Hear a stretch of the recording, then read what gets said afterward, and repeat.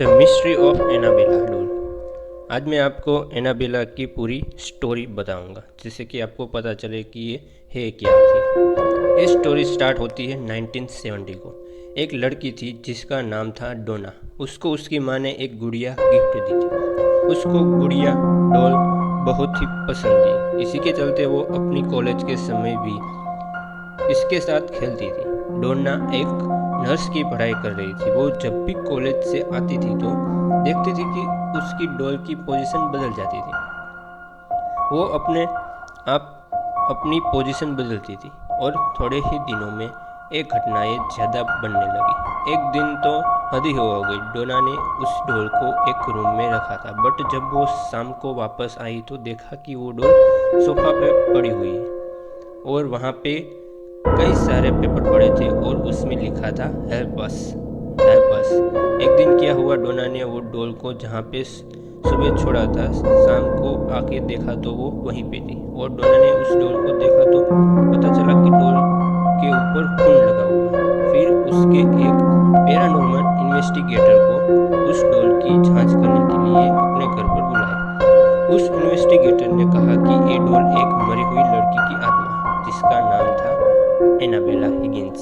फिर उस इन्वेस्टिगेटर ने उसके साथ बात करने की कोशिश की और उसने बताया कि वो उसी ज़मीन पर रहती थी जिस जगह पर ये अपार्टमेंट बना था और डोना भी वहीं रह रही थी। और एनाबेला ने बताया कि उसकी मौत सिर्फ 7 साल की उम्र में हुई थी और बताया कि वो डोना और उसकी दोस्त, जो कि उसका नाम था एंजी, उसके साथ अच्छा फील करती।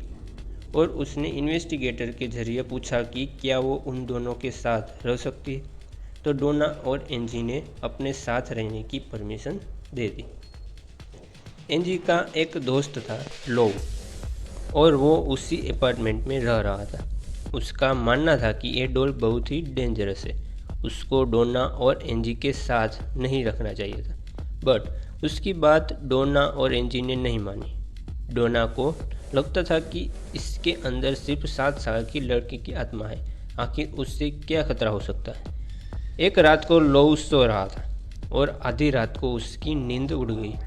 फिर उसने महसूस किया कि वो अपनी शरीर को हिला नहीं पा रहा और उसको एक बच्चे की हंसी सुनाई दी।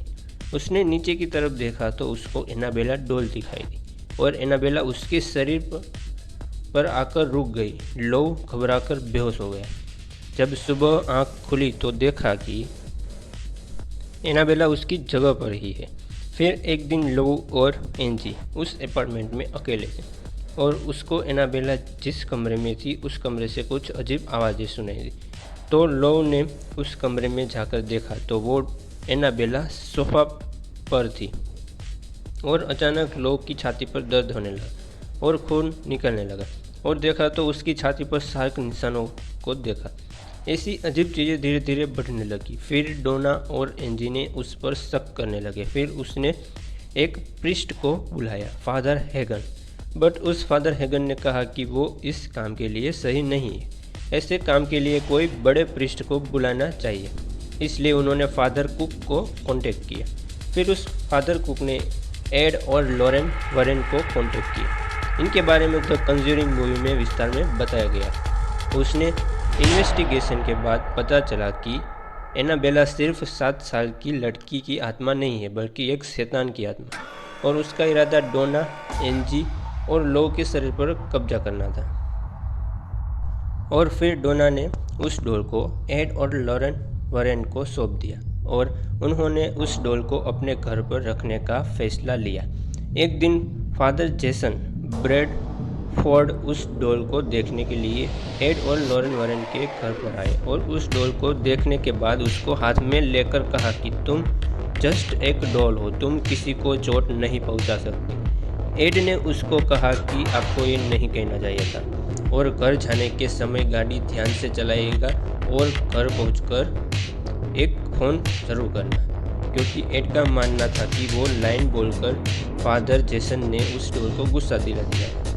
कुछ समय बाद एक फ़ोन आया और वो फादर जेसन का था। उसने कहा कि वो एक एक्सीडेंट में मरने से बाल बाल बचा। और बाद में एड और लॉरेन वॉरेन ने डिसाइड किया कि इस डोर के लिए एक स्पेशल वुडन केस बनाया जाएगा और उसे ओकल्ट म्यूजियम में रखा जाएगा, जहाँ पे वो आज भी रखी हुई है। पर फिर भी उसका जो मजाक उड़ाता है वो उसे आज भी छोड़ती नहीं है। I hope you like this video and तो जल्दी से लाइक करें, शेयर करें और चैनल को सब्सक्राइब जरूर करें। धन्यवाद।